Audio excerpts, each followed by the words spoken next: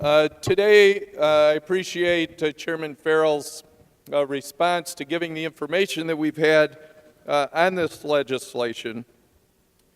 But I would say to all of us in this chamber that we have gotten under control. We had some extreme fiscal problems a number of years ago.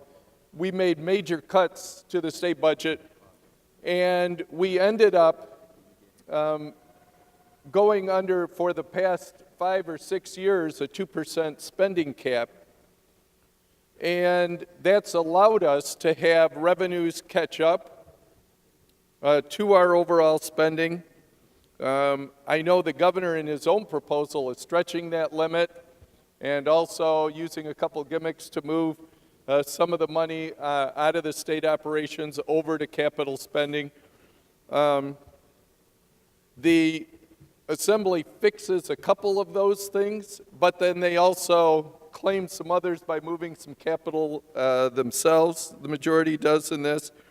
And so what we have is the cap being pushed by the governor himself, and then we're also having here today seeing that the Assembly proposal would blow through that cap. I think what that says for the future is we could put ourselves in real fiscal stress in this state unless we continue to adhere to a more responsible spending level.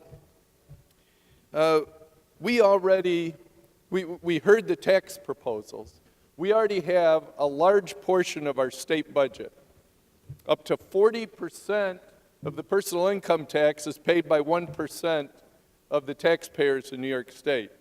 What this budget and proposal would do by the Assembly majority is increase the rates, extend the millionaire's tax, and then increase the rates on the highest of earners in the state.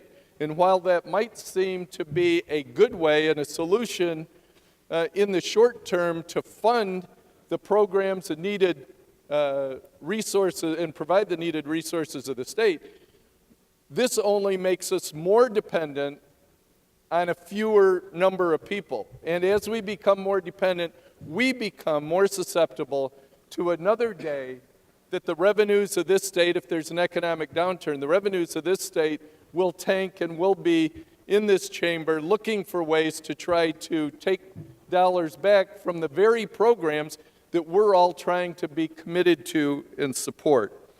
And so looking at the overall spending, looking at the overall ways of trying to get the revenue, and then thinking about increasing the debt at a greater rate than the spending by almost 6%, the fact that it doesn't include ride sharing as the proposal, which I think has widespread support, the fact that we're using settlement funds for recurring dollars, I think there's a number of reasons that you should look with a lot of skepticism of saying that this is the exact direction we ought to be headed, that there are other ways that New York State can solve its fiscal issues as well as meet the needs of the people of our state. And so for me today, I will be voting in the negative. I would encourage my colleagues to do the same, and I would also say that I hope that over negotiations of the next 2+ weeks,